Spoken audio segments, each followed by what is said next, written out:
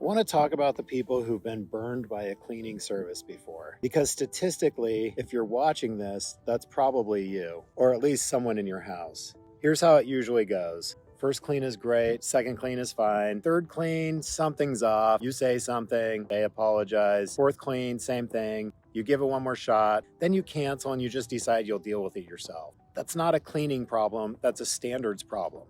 Some companies hire fast and train slow and hope you don't notice.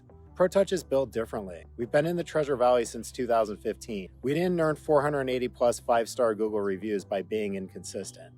Our $99 clean start plan is designed exactly for someone like you. First clean is $99. You commit to weekly or bi-weekly service for 6 months. If the first clean doesn't impress you, we'll come back and make it right, period. You've already given too many chances to the wrong company. One more, but this time to the right one. Link is in the description.